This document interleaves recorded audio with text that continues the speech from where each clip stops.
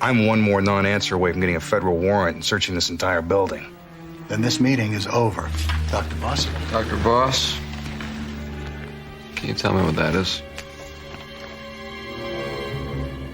It's a tobacco beetle. Why? Found it at Jim Scobie's house. Well, you'll find a lot of these around here. They're everywhere. There's probably a dozen in the grill of your car right now. May I ask where you're going with this, Agent? I'm sorry. I can't. Answering that question would violate FBI confidentiality due to the sensitive nature of our investigation.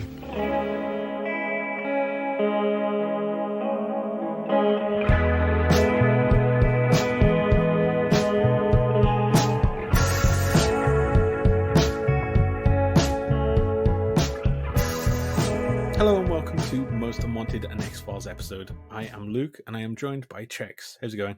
An X-Files episode? Yes, this is an X-Files episode. Welcome. You're part of it. It's a special treat for you all. This is an X-Files episode. Can you believe it? I always wonder, what do I do with an intro? But if I just absolutely balls it up at the beginning, we got the perfect intro because we got something to talk about immediately. A special X-Files episode. I can't wait. It's very meta. It's us talking about the X-Files there. How are you doing? I'm good, thank you. I'm very tired. I'm tired today. I'm sure talking about the episode is going to pep me up. So wow. Yeah, I'm looking forward to discussing this episode. How about yourself? I'm not too bad. I'm sort of at the moment. I'm planning my my weekend, or more specifically, I'm planning when I'm going to go and see Black Panther or Black Panther 2. I'm not sure what it's Wakanda Forever is. Wakanda Forever, it's called. I am very interested in this film. I've heard it's a sad Marvel film. It's going to be, isn't it?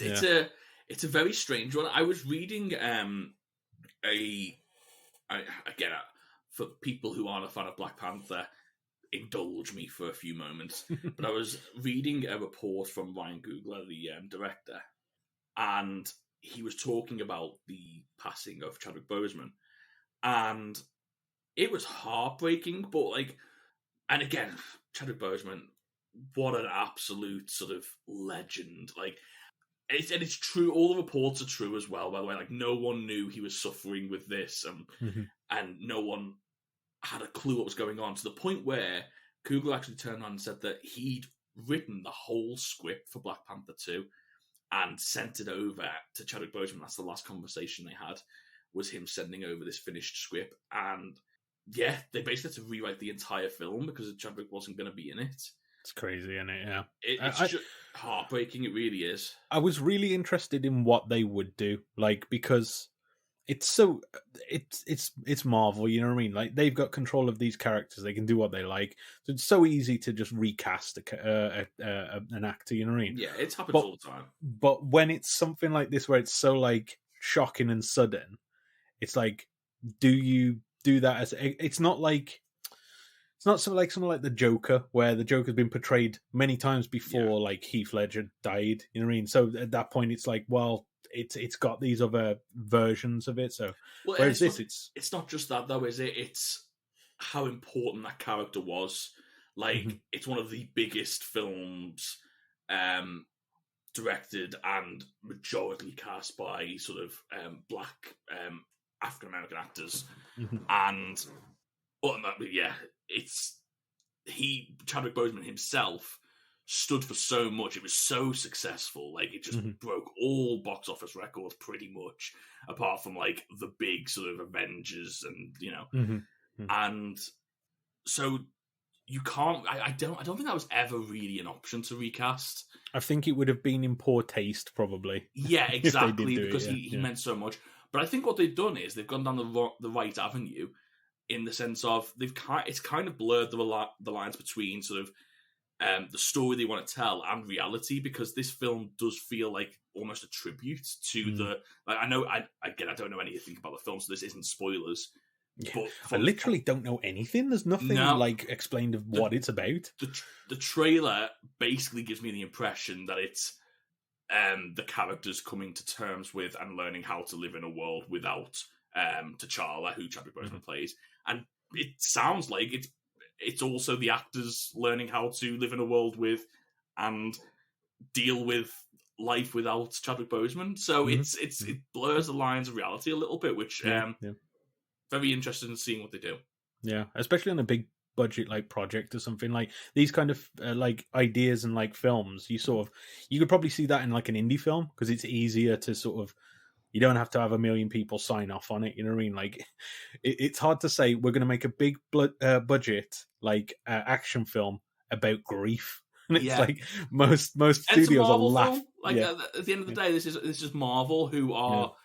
I mean, don't get me wrong. I'm very much a fan of Marvel films, but they are basically a money making machine at this point. Yeah, pretty much. And it would have been very easy for them to take a route which goes, well, let's just maximize as much profit as we can, and it doesn't feel like that's the way they've gone. So yeah, I'm looking forward to seeing that myself. We'll have to catch back up when we've both seen it and give a little mini review of it. Definitely. Do you know what we shouldn't do a mini review of? This episode of the X-Files. Should we get into it? Let's do a long review of it. A long review. Not too long though. About a 50-minute review.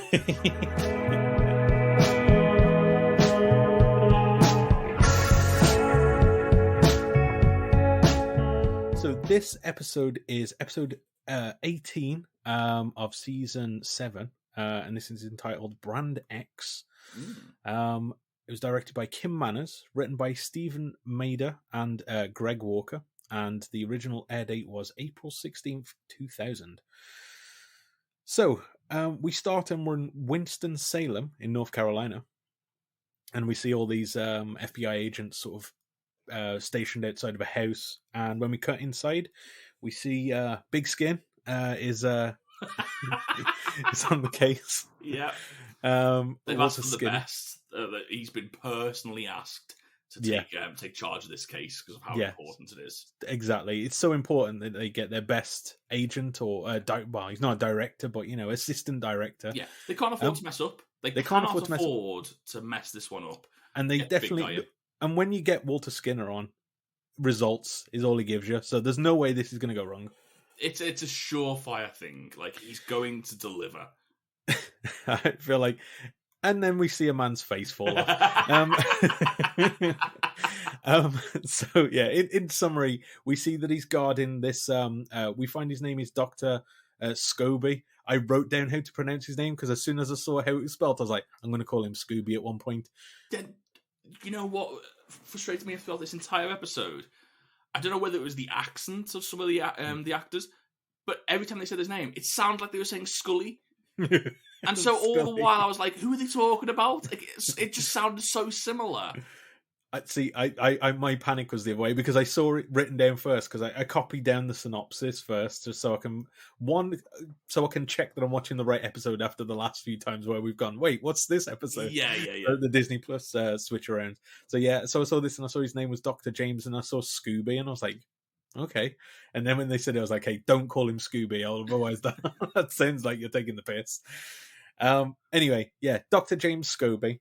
He's being guarded by Walter Skinner because we find out that he is, later on anyway, we find out that he works for Morley Tobacco Company. Now, Morley we know as cigarette smoking man's favourite brand, cigarette. So we get our first tie-in, I guess, so first story to use that. So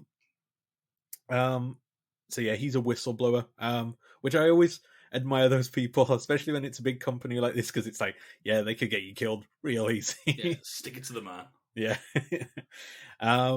But prior to his trial, we see he's got a nasty cough developing, which we just think, he's involved with a tobacco company, probably a smoker. Then maybe just a smoker's cough. And then we see a beetle and blood appear in the water that he's drinking. So we know that's not good. And later that evening or in the morning, I can't remember when it was, we see his wife get up.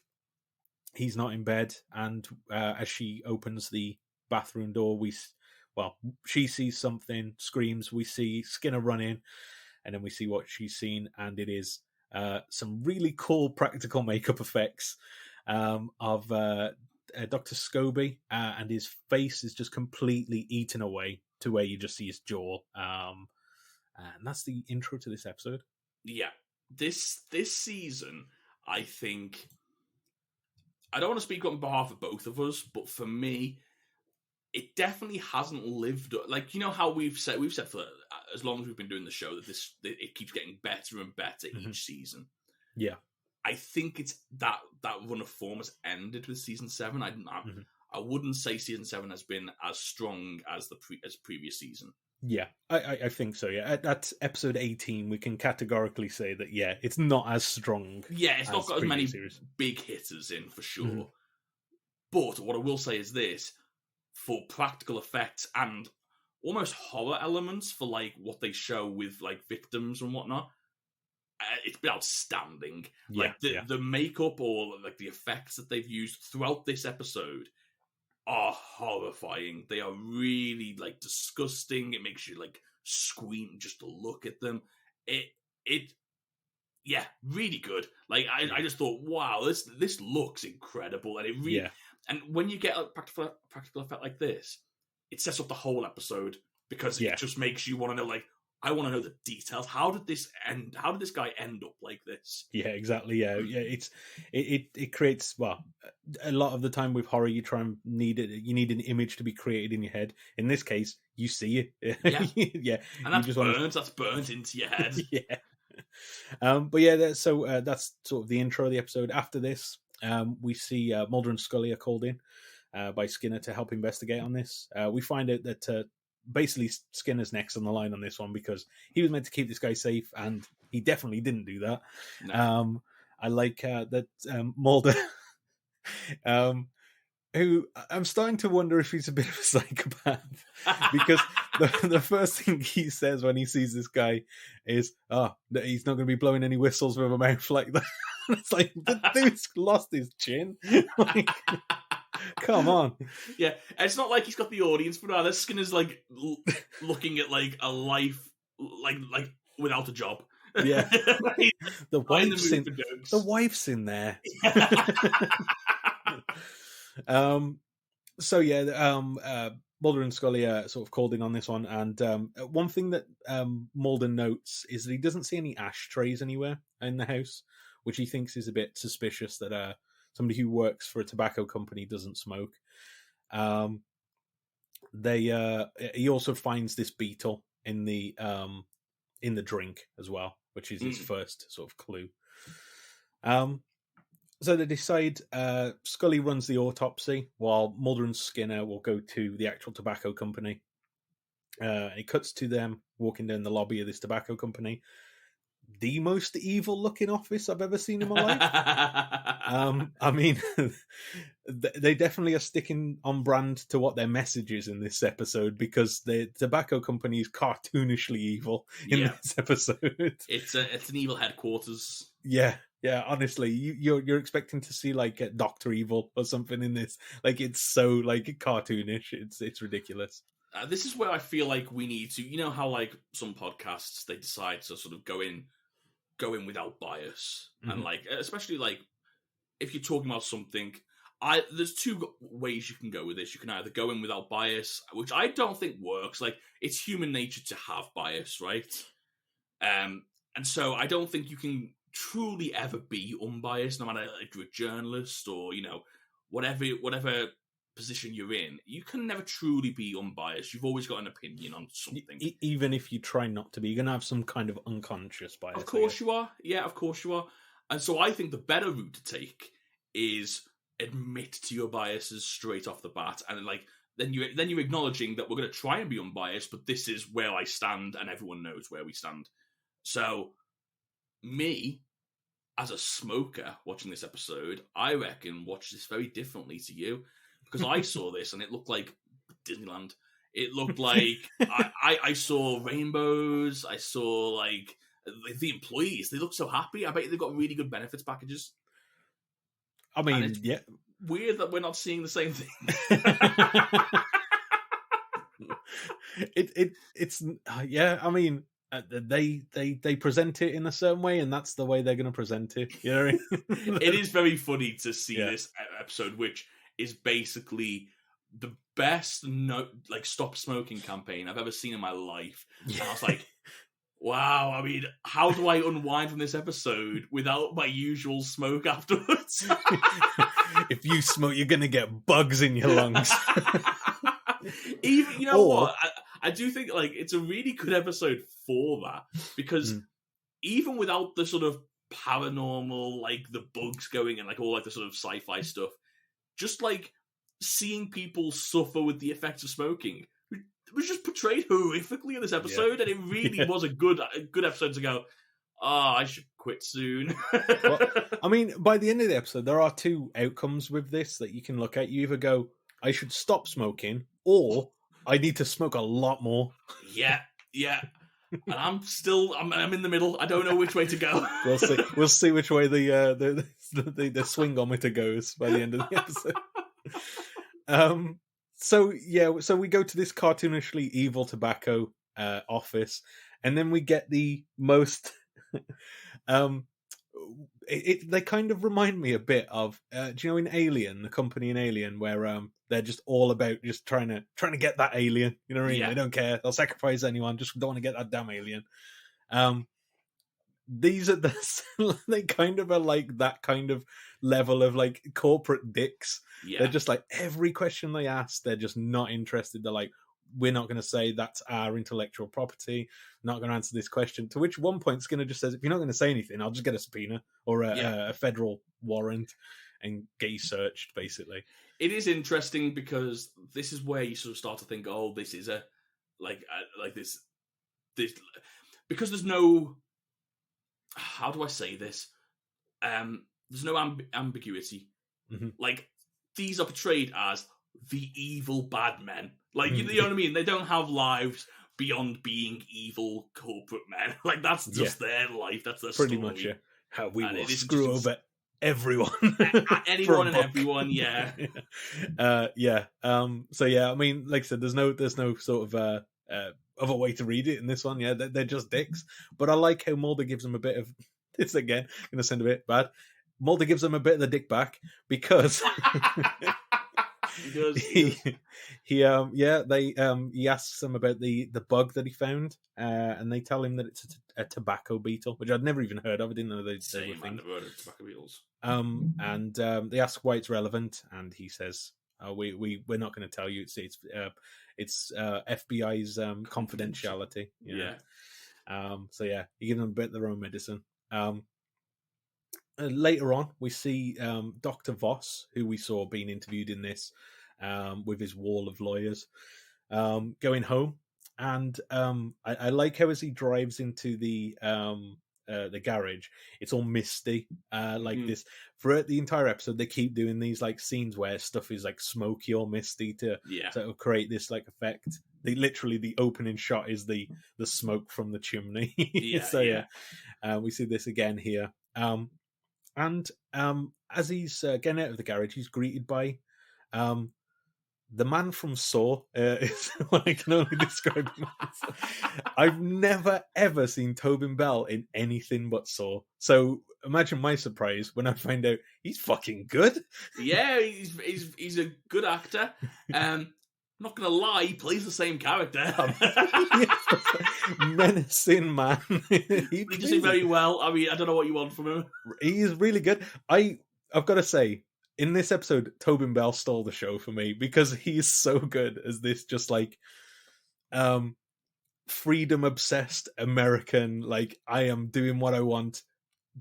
Damn all the consequences to literally everybody else around me. Yeah, because you buy it as well. Yeah, like he has like this sort of complex. I mean, we're jumping all around the place, but he has this complex because he knows how important he is. Yeah. And then once he has that, he's got given that power. He knows how to use it, and he's basically just a guy that's gone, oh, actually, I've been given a win, and I'm going to use this win to get what I want, finally, because it obviously doesn't seem... It seems like he's been down on his luck. And, like, even the way he talked about smoking, he calls them, like, coffin nails and stuff like that. It's almost like he's resigned himself to, like, smoking himself to death. So, what's he got to lose? And I think you can understand his motivations, which is what makes him all the more just terrifying, basically. Yeah. I did like as well... at this point, so I was like, oh, it's the guy from Saw. And I was like, has he been in anything else? So I went IMDb. And this is where I got a I got led up a path that never got paid off by IMDb. So IMDb credits him as Ashman. I was like, oh, Ashman. I was like, that sounds quite supernatural. I was like, is he going to be like the devil or something like that? I genuinely, up until the end, I was convinced he's going to be like the devil who's like supernaturally like controlling these beings. But I don't know where Ashman comes from. What was that? Anyway, so yeah, don't trust IMDb is what I'm saying going forward. Anyway, this guy, we find out his name is Daryl Weaver, and he sort of explains that he had a deal with Scobie before his death. I don't know what he sort of implies, but he sort of says that he was owed cigarettes. So Voss just gives him the cigarettes and says, don't come back here again. We'll sort out your arrangement, but don't come to my house. Yeah, I think it was because he's found out that the other test subjects have died. Yeah, and he knows that he needs cigarettes, or he's immune to it in whatever way, and so they're basically buying his silence. Yeah, basically. We then see we come back to Scully doing the autopsy on Scobie, and we find out that his lungs are basically just stripped from the inside. There's no sort of like, see it as well. Yeah. They're sort of going with the theory initially that he sort of like had acid or some kind of corrosive that's corroded him, but they say no, it's literally from the inside.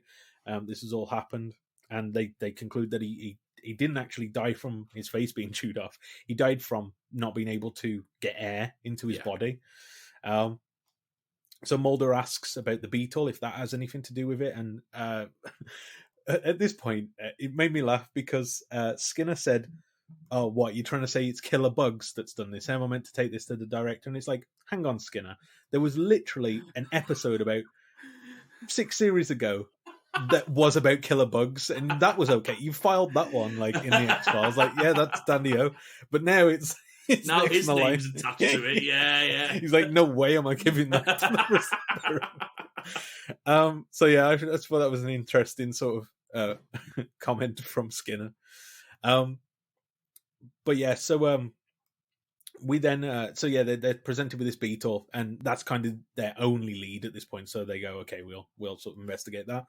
Luckily enough, they get some connection in the next scene with we see Daryl smoking, watching a film really loud, and we see his neighbor just annoyed by his smoking. He bangs on the wall and tells him, hey, you're not meant to smoke in here. He's gonna grass him up, basically. Yeah.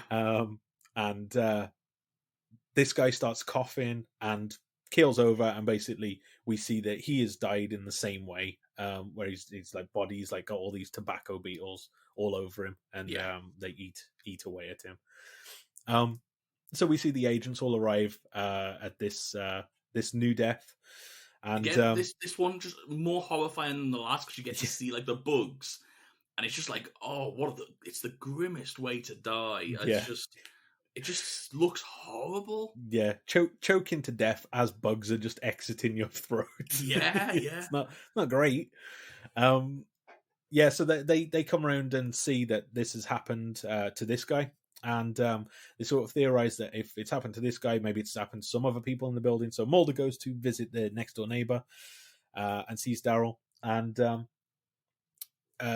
sort of kiss of death here is that Daryl asks if he can smoke while he's conducting this interview, which Mulder's fine with. Why not? But this plays a much bigger part in the episode later on. We get this nice back and forth. I didn't get all the details, but the back and forth between Mulder and Daryl. And this is where Daryl keeps trying to... I like that he's a freedom-conscious American who doesn't really know what he's trying to say. He keeps trying to say I can't remember, e pluribus enum, I think it was. I read it today, to be honest. It's like the motto of America. So he's trying to quote this, but can't remember it, which is quite a trope, I think. So Mulder leaves at this point, and he goes to talk to Voss because they kind of have got this. He gets this idea that Voss knows more than he's actually letting on. So yeah, Voss is just not happy to talk to him again. He asks him if he has to talk to him, to which he sort of says no. So he's just... Well, sorry to interrupt. I thought this scene was quite interesting because you can almost see the duality in him, in the sense of like, he doesn't need to talk to him at all, and he knows this. Yeah. But he does. He steps out of the house and he has a conversation with Mulder, and he tries to sort of like almost assist as well as he can without incriminating himself or the company.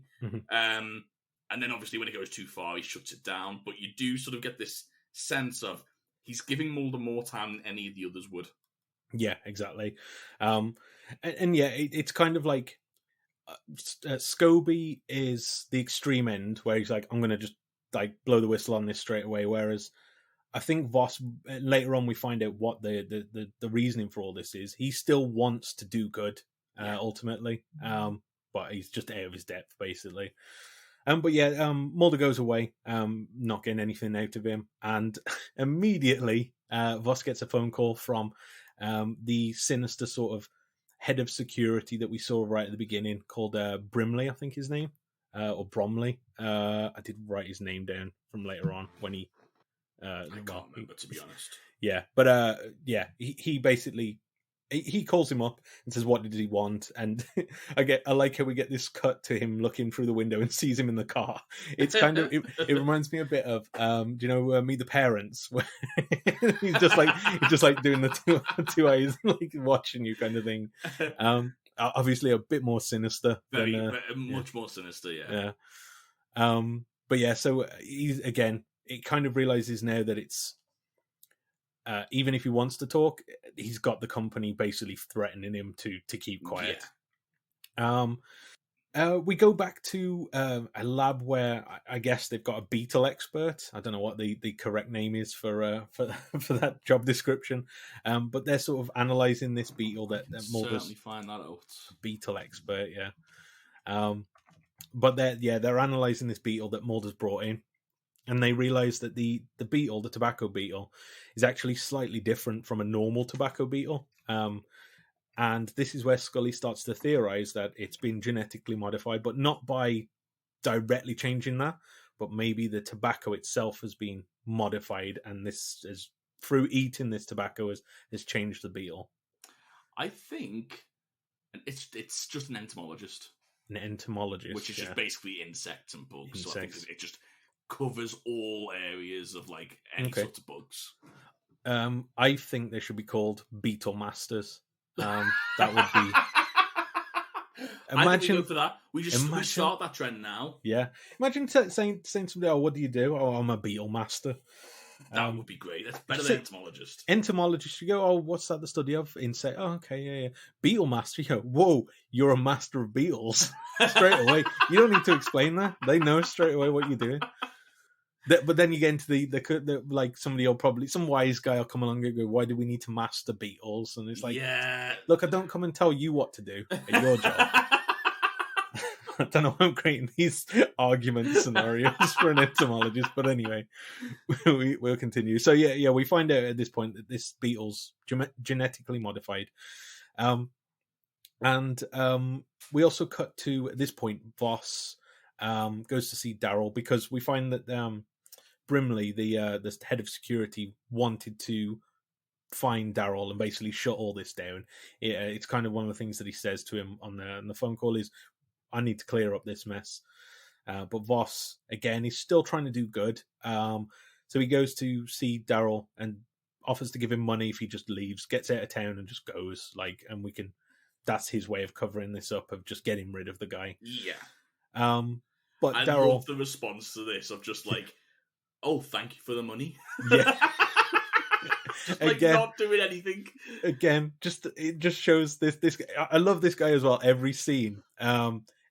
Tobin Bell, I don't know if he actually does smoke, but he has mastered cool smoking. You know what I mean? Yes, like true. Kind of just where it's just always in his mouth as he's just talking. Where there's some people.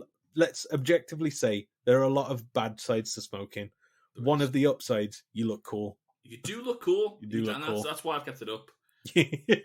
just for the cool factor. It's like, I don't care if it shaves 10 years off my life. I want to look cool at the end.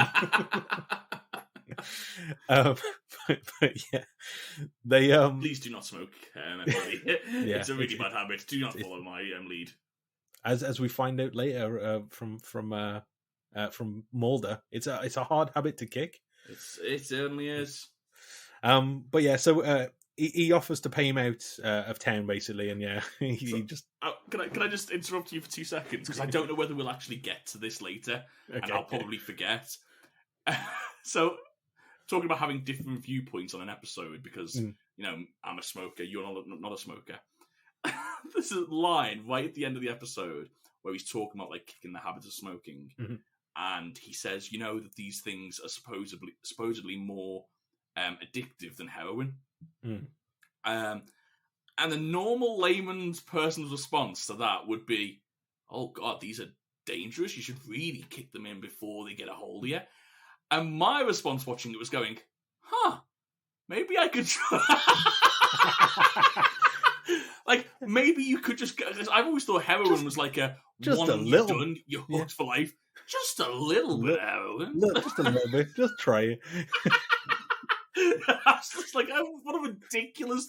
It crossed my mind. I'm like, you're a ridiculous human being. I literally thought to myself, come on. I mean, as a non-smoker, I have to say, and somebody who has smoked as well, I don't think they're as addictive as heroin. I was always under the impression, and of course, never done heroin, so I don't know. Can't say, yeah. Maybe we'll have to try it out. No, that's a Christmas special. But as someone who's never done heroin, I always thought that was definitely one of the ones that, like, you've done it once and it just, like, it takes over your life. It's a struggle to... If it's less addictive than cigarettes, I could try it once and kick it in. That'll be fine. I was going to say, I just decided one day, I ain't going to do it anymore. Don't fancy it. Oh, you're a better man than all of us, aren't you, Luke? No. Oh, good for you. You gave up smoking. Rub it in our faces, why don't you? But no, what I'm trying to say is, I don't think I'd be able to do that with heroin. No, I don't think so. Like, oh, yeah. Anyway, maybe it's one of those things where it is, but like, when you do heroin, you can tell I don't. But when you do it, maybe smoke it's like a much higher dosage than you get with like one cigarette. You know what I mean? Maybe, yeah. So like, pound for pound, tobacco is more addictive, but you don't have as much in a cigarette. Maybe that's what he means. Potentially, yeah. I mean, it's hard to say, but yeah, they it's an interesting sort of stance on it, but who knows? But yeah, back to where we were with this bit. So yeah, he offers to pay him off and get him out of town. But Daryl's like, I'm on a good thing here. You're giving me unlimited cigarettes and now paying me. He's like, I'm not leaving. Like, what are you gonna do? Like, everyone around me keeps dropping dead. And the thing is now he's starting to realize he's got this weapon of like, because he even stands in front of him with a lighter held to the cigarette and goes, Do you mind if I spark up? And he knows that he's got this weapon. If anyone pisses him off, he can just smoke in front of them and they'll drop dead. Which is a hell of a metaphor for passive smoking.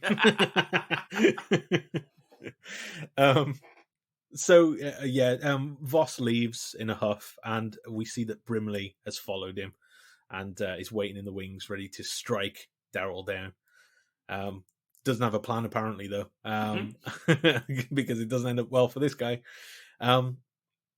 We see Scully's now doing an autopsy on the second guy who died, and in his lungs we find an absolute abundance of lava, like bug lava. And so now they're theorizing that actually this is what killed the first guy, is these bugs got into his lungs, and Scully thinks, well, maybe they inhaled them in somehow.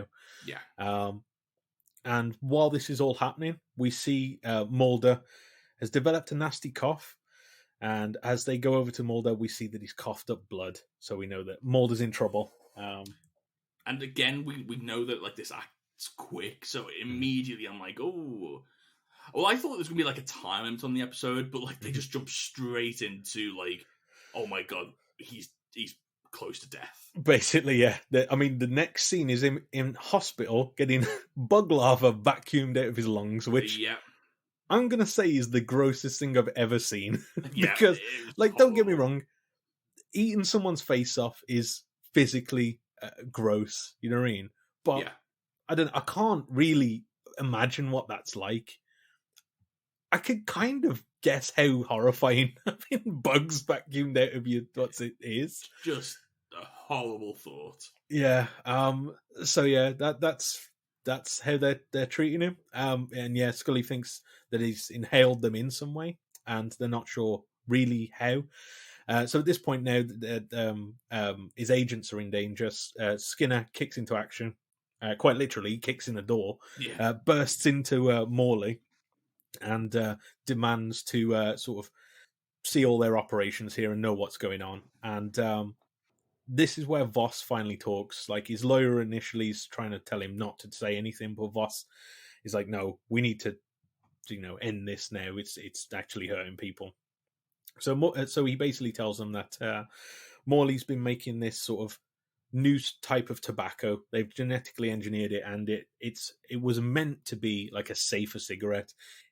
He said that people aren't going to stop smoking, so we'll create a safer cigarette to sort of not harm them as much. Yeah. But in the process of doing this, they've accidentally genetically engineered these tobacco beetles as well. So they mentioned that they had 4 test subjects, and out of 4 of them, 3 of them died, all in the same way. But the 4th test subject was Daryl Weaver, and they're not sure why he survived, because everyone else didn't. So yeah, we got this mystery now to try and figure out why this guy is immune. And it's the race against time, because the idea being, if he's immune, there's a way to figure out why he's immune, which might save Mulder. Exactly, yeah.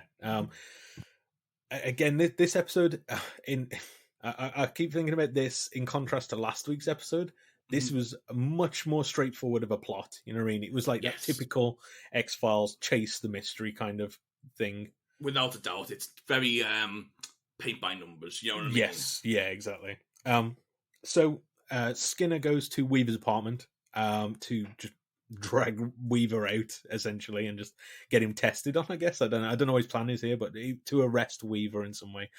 And this is where we find that this guy, the director of security, has been sort of captured. He's been tied up and gagged, and as they take the gag off him, the most horrifying scene of the episode so far. We get my god! The mummy returns. These beetles just crawl out of this guy's mouth as he chokes to death. Horrifying. Yeah. I think anything with beetles in your mouth or bugs in your mouth is just not a good image, is it? The next scene we see Daryl kind of on the run, I guess. I don't know if he knows at this point that people are after him, but by the end of this, he knows that he's been hunted down. I did like that he pulls into a petrol station and lights a cigarette, which that's a bold play. Gotta be said. He sort of goes into the petrol station. Guy tells him to put it out, and as he's sort of shopping in there, he sees that police are looking for his car, and he just disappears. Oh my god, my trip to America is actually going to come in handy. Oh yeah. I have an anecdote about this specific situation. Okay, yeah, go on. So you're right, it is wild, but not in America. Like, in America, people smoke like at the front, like, in England, you get to a petrol station and you just don't smoke anywhere near it. Yeah. For a while, they told you don't use your phone, you know what I mean? Because we don't know what's going to happen. Some signs up that you can't use your phones, but smoking, absolutely not. Nowhere near that sort of facility. You got to go all the way across the other way. Like, not a chance. In America, they've got like ashtrays at the front, like not right next to the pumps, but like the door to go pay. Yeah. They've got like ashtrays and stuff like that. There's always people smoking out there. It was wild to me. I was like, crazy. This is so dangerous. Yeah, seems. But people weren't like blowing up, so I assume it's fine. Yet. But I had the same reaction as you when I saw it myself. I was like, what? Like, How are you like not good? Why are you still here? Go over there. But no, it was fine. So we're too safe. I think that's what the maybe problem is. maybe we're too safety conscious. I'd like to see how many petrol stations blow up in England compared to America, though. We need the figures. We need the figures, yeah, to figure out if we're being overly cautious or not. But anyway, yeah. So Daryl scarpers, and back at the hospital, Mulder wakes up with a really raspy voice, and we see that he's doing okay, but not long after this, it goes bad for him again. he goes into cardiac arrest, which seems to be happening a lot for Scully in the last few episodes. They manage to stabilize him, but the doctors say that their next play really is to do that invasive sort of surgery again to get the bugs out. But yeah, they have to crack his chest, which Scully thinks, well, that'll kill him. He's not strong enough to have this procedure. Well, I think that they're basically saying that what's happening to him is happening too fast for them to do anything about. Like, they can keep on doing this procedure, but just as quickly as they can get them out, more are coming back in. Now, I'm not a doctor, so I can't say for certain this is the case. But once you've had lung damage, you can't really repair that, can you? So surely... this is what I was thinking, because I had pneumonia a couple of years ago, and I was told my lungs are damaged for life. He's had millions of bugs biting at his inside, and he's fine.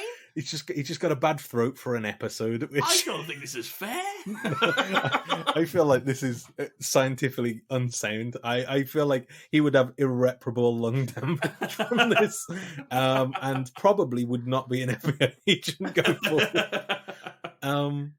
But they managed to fix it with whatever treatment they gave him. So I mean, well, that's a spoiler for the end of the episode. But anyway, So Skinner at this point goes to see Voss again to try and get some more information.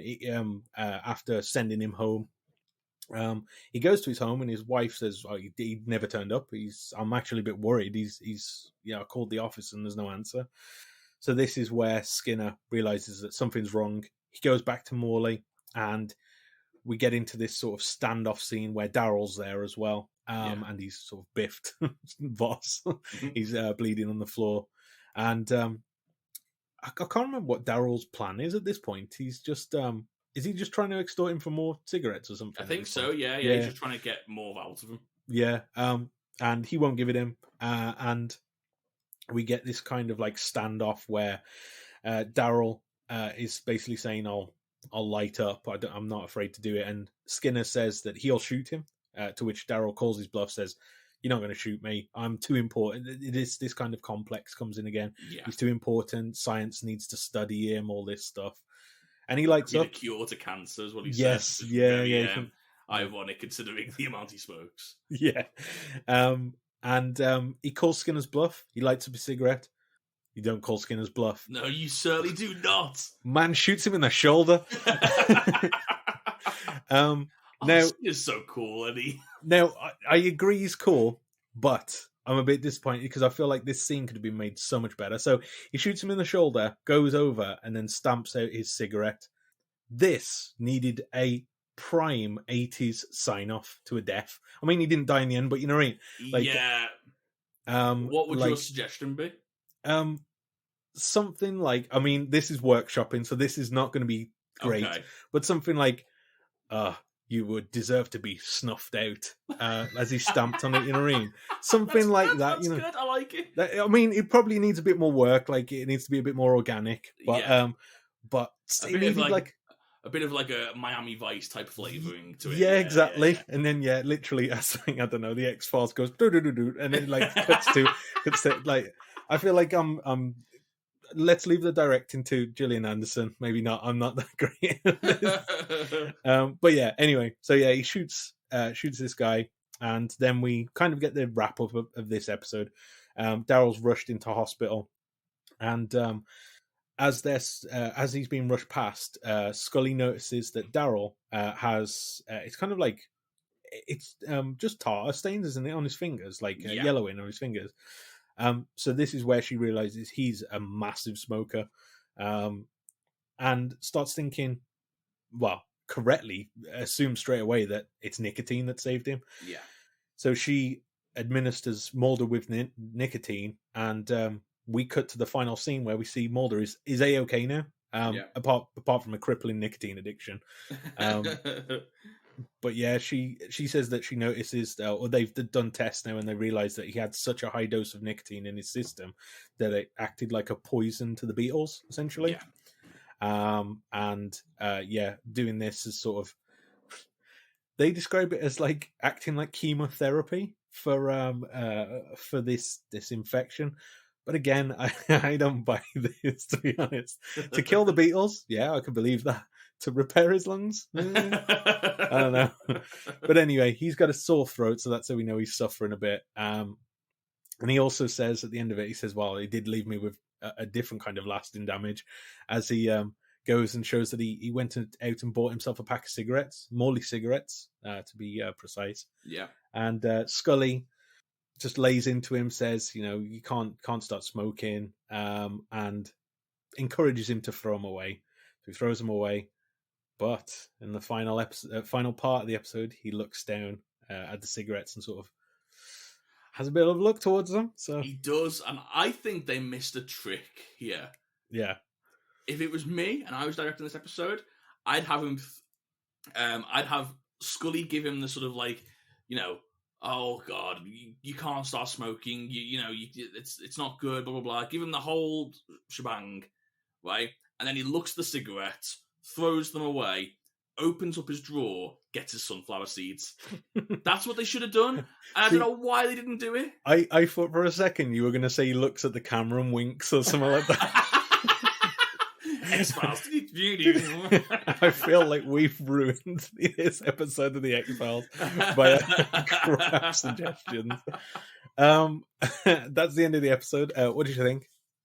I thought this was a good episode. I enjoyed this one for what it was. It wasn't breaking any ground. It wasn't trying to be like, there wasn't no themes or anything like that. I mean, apart from smoking equals bad, or either stop smoking or smoke a lot more. Yeah, that's the takeaway. Yeah, but I thought this was good. I thought the sci-fi was plausible. No major stories progressed, but again, didn't need to. I think this was a welcome break after last week's sort of like headache of trying to figure out like what it means and like how does this play into the characters. I kind of like just having an investigation to follow, and plus I got a lot more Skinner, which was nice. I haven't seen Skinner in a while. Yeah, there's a lot of good things about this. Like I said, it's a fun, just little episode. I thought the villain, I guess if you call Daryl a villain, he's not really a villain. He's more of just like the antagonist of this. But I thought he was really good in the role. It's always good to see Skinner in a kind of leading role in an episode, so that's always good. Just a solid episode, I thought it was. Yeah. But big question: the end of the episode, has it changed your view on smoking at all? No, you know what? I'll tell you the thing is, tell you why it doesn't change my opinion, because I know it's bad and I want to give up, and it's just a case of going, when do I have the willpower to do it? That's the thing. It's just like, but it's one of those things. I've said this to a lot of people. It's one of those things where I'm not kidding myself either, and saying I actually just enjoy smoking, and it's just a case of going, okay, at some point I've just got to stop, and that day's coming. Maybe it's coming a bit sooner because this episode. How about that? The Beatles, they've put you off a bit. Yeah. But yeah, anyway.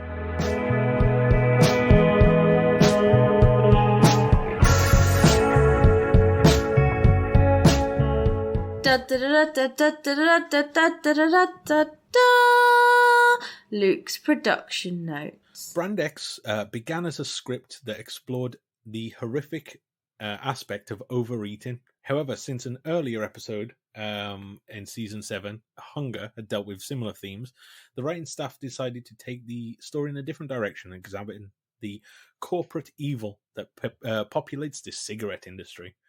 And boy, did they! They did. The episode's but again, writers... you know what? I mean, I'm sorry to interrupt. I think there's room for this. I think too often we had a tweet. I do apologise. I can't remember off the top of my head who it was, but someone mentioned it was about Was it first-person shooter? Yeah, I remember it, yeah. And someone mentioned... And again, I don't necessarily agree with first-person shooter, but someone mentioned about that episode. I think it was Green Alphars, I think. Yes. And it basically about, like, episodes can just be a bit of fun. They don't need to, like, have a wider meaning. And I think I kind of disagree with that with regards to first-person shooter, because I think they strive to make it mean something, which inevitably that made me look into it more.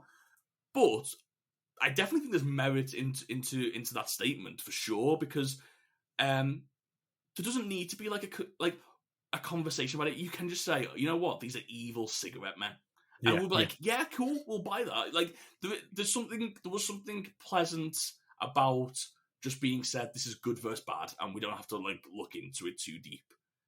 You know what I mean? I found that refreshing. There's sometimes where you like the shades of grey and like more complex villains, sure. And then there's sometimes where you just want a cartoon. You know what I mean? Where it's just like exactly. You want Tom inherently evil person or evil company in this case. Although Tom and Jerry was shades of grey, like Tom wasn't a bad cat. He was a grey cat, in fact. So actually, no, he's blue. Nah, I fucked my own point. Sorry. Was he blue? Yeah, he's blue. Of course, he's blue. I thought he was like a bluey grey colour, to be fair. I'll take it. If you're saying I was right, I'll take it. I always thought he was like... It's not like straight grey, but like... You could argue Tom is the victim in a lot of the episodes. I mean, it never goes well for him, does it? No, and... To the point where he sat on the train tracks in one episode. Was that harrowing? Jesus. It's dark. That's the next podcast, though. Honestly, every now and again I think about that episode. I'm like, they made a kids' cartoon that sits on the train tracks. You're like, what the hell is going on? Was it made in the 40s or 30s? They're just different time. No idea. Nah, it wouldn't have been that early, would it? Surely. I can't remember. Yeah. I'm not sure when exactly, but yeah, they're just. Yeah. Anyway, this isn't the Tom and Jerry podcast. That's our next venture. No, that's our next one. Imagine a podcast that covered every episode of Tom and Jerry, I'd shoot it. I would shoot it. And then Jerry sets up a trap, an elaborate trap, And Tom, you won't believe this, he falls for it every time. There's a lot of recurring themes in that. The annoying thing is, I just made that joke. That was from a week ago. For us, it's very relevant. For everybody else, like, was he referencing a week-old episode? Anyway, right. Back to production notes. The episode's writers, Stephen Mader and Greg Walker, were both admitted fans of The Insider, a film that examines the tobacco industry, and so the two decided to craft an episode with a similar theme. And now I've never heard of this film. No, I've not. I'm just racking my brain. Then I can't think of. Apparently, it was 1999, but yeah, I've not heard of it. No. Mark Shapiro, in his book "All Things: The Official Guide to the X-Files," Volume 6, notes that the episode's theme was literally torn from the headlines, a rare occurrence for an X-Files episode. Yeah, you don't see it too. But again, what's it going to tear from the? There's no aliens, so you know what I mean. You can't tear it from the headlines, but it is cool to have like that sort of, a little bit of a modern day storyline, if you will. Yeah, exactly. Because both David Duchovny and Gillian Anderson were both finalizing their own episodes, the writers struggled with a way to create a convincing story that did not require Mulder and Scully to be in every scene. The two eventually decided that causing Mulder to get sick in Act 3 and 4 would free up Duchovny for his episode. Walker noted, Mulder getting sick in Act 2 and being in hospital beds for Acts 3 and 4 was a direct result of his limited amount of time. It was easier to shoot a bunch of stuff of him in bed than have him be in lots of different locations. So there you go. If you ever want to just get somebody out for a bit, just kill him. Kill him off. We haven't seen Duchovny's episodes this season, have we? Not yet. Spoilers, it's the next one. So. Oh, it's the next one. Yeah. To match the episode's smoking theme, production designer Corey Kaplan created an overall yellow and brown color scheme for the episode. In this manner, each scene was given a perpetually smoky look, Kaplan, who worked closely with episode director Kim Manners, had the idea to enhance Morley's cigarette corporate offices with long hallways and sets heavy on texture and grit in order to complement the aforementioned palette choice. I hadn't considered the palette choice, but it definitely does have a yellowy feel to it. Yeah. There's a lot. That's clever. I like that. Yeah, it's stuff like this. I always like when you see the production of like films and stuff, and they go, "Oh, this is the color palette they went for it to sort of get something across." Like The Matrix, everything's slightly green. You know what I mean? Like to create this like otherworldly thing. And it's not until somebody explains it or somebody mentions, and you go, "Oh, like hadn't noticed this," especially in something like the X-Files where you don't tend to notice it as obviously, I guess. Yeah. But it's interesting to know that somebody's always there thinking of how to shoot these things and portray them. So maybe it's something to watch out for going forward. Yeah, for sure. Now, this is a horrific thing that I didn't believe would actually be something they had to do for this. The scenes of beetles crawling out of the corpses were shot and filmed using real insects, as well as real actors. What? During one scene in which a victim's body is discovered, over 3,000 live beetles were shot crawling on the body of Mike Hungerford, the portraying actor. It's not worth it. It is Just not no worth the need, money. is that? You just don't need to do that. Just I don't know. Yeah, it's just not great. But they did get bitten, pardon the pun, by these beetles. Producer Harry Bring later claimed that the bug scenes were tedious and hard to film because bugs don't take directions very well. So you pretty much have to wait until they decide to get it right. So yeah, it complicated things to have real bugs. Yeah, I can imagine. And finally, although the shots of the bugs were considerably brief in the final episode, the scenes required a full day of shooting to get perfect. So again, definitely not worth it.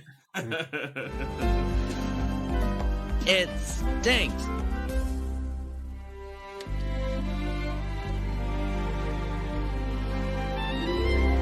Welcome to the Critic Files. So what would you rate this episode?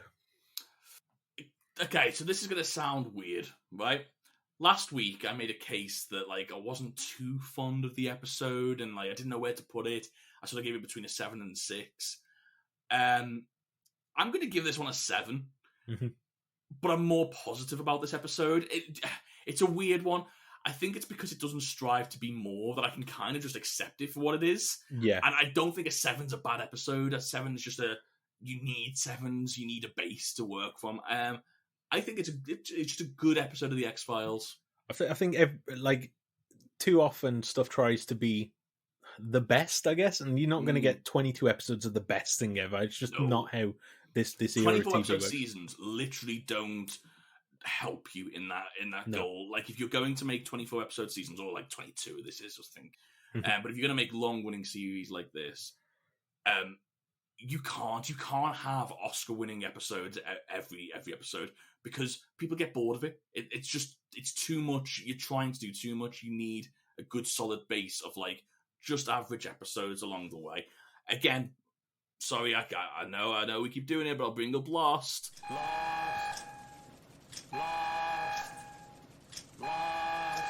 We mentioned last week about the episode The Constant, which is one of the best episodes of television of all time. And then sometimes you just have the cast of Lost playing golf. Yeah. And that's fine. You can, and that's it's nothing big or major happens. It's not like an award-winning episode, but it's a good episode, and you need a solid foundation. X-Files is even better in that respect because it's solid foundation. It's just an X-Files case, and you need a good X-Files case every once in a while to know what they're in it for. I think that's the one thing we've lost, that it's where it's weaker over X-Files in terms of like the long series, whereas X-Files, it can have like 6 episodes a series that can push the story forward, and then have loads of these single episodes that don't need to connect with everything. Whereas we've Lost, every episode is concurrent with the last one, so you can't skip an episode. Can you? Yeah, it's struggles at some points. Like there's parts in is it series 3 or 4? Season 3, like episodes 1 to 8. basically I skip through every time. Like, they're not good. They're not good. It's one episode stretched into 8. Yeah, it is. Have you heard? We've gone off on a tangent here, but we'll keep it brief. The director or the creator of Lost, or one of the creators of Lost, said, "If you could make it now, what would you do?" And he immediately said, "It'd be 10 episodes of series." Like, straight away. That's because it wasn't done back then. Yeah, and like you wouldn't have been able to get a 10 episode commissioned. You just wouldn't have, because it wasn't a done thing. Like, Lost broke so much ground with what it tried to do. Of course, you'd say that now because you look at Game of Thrones that like changed the format, and now everything wants to be Game of Thrones. And then who knows? Like, in 10 years' time, maybe it goes back to 24, 20. You don't know. I tell you who pioneers short form TV: the British. We just get 6 episodes done. No more. You want more? You're not getting them. The amount of things I've seen where it's just like one series, 6 episodes, and we're like, we're just not making any more. That was it. That's all we got. The BBC do not have HBO's budget. Definitely not. That's everything for this. Oh no, it's not. I've got to give my review and the world's review. So you gave it a 7. I gave it a similar score, 7.5. So it's slight bit more, but I mean that's negligible, really. I think in the scheme of things, and it's sort of both of our scores seem to reflect the kind of general consensus on this. From 2,648 votes, it gets a 7.6. Yeah, I can see that. So yeah, just a solid episode, I think. So if you want to get in touch with the show, tweet us. Again, we're saying this now, we're recording this probably 2 weeks out from when this episode goes out, if Twitter's still a thing. Twitter ain't going anywhere. It ain't going anywhere. It's gonna be fine. Who breaks first, Twitter or Elon Musk? I feel one of them's cracking. It feels more likely the latter at this point. But yeah, tweet us. We have email as well if you want to email the show. All of the stuff is below the email, the production notes, the podcast notes. I think we should wrap this up. Yeah. Next week we are looking at an episode I think we're both anticipating. Let's put it that way. I saw the synopsis for it. I haven't seen it yet, but I have seen the synopsis and it sounded really good. So sounds interesting. So we're looking at Hollywood AD, which is also the episode that was written and directed by David Duchovny. So we get to see both Carvo and Anders directing chops, should I say, in the series. So we shall see. Looking forward to that. Look forward to it. So anyway, we'll speak to you next week.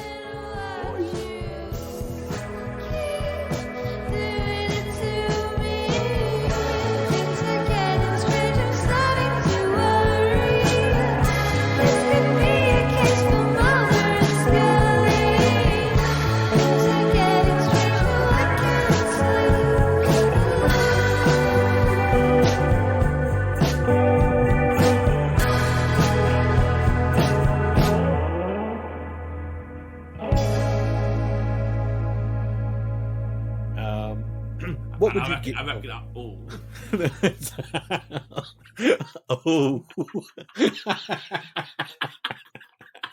That might go in the bloopers. That was my oh god, I fucked up face.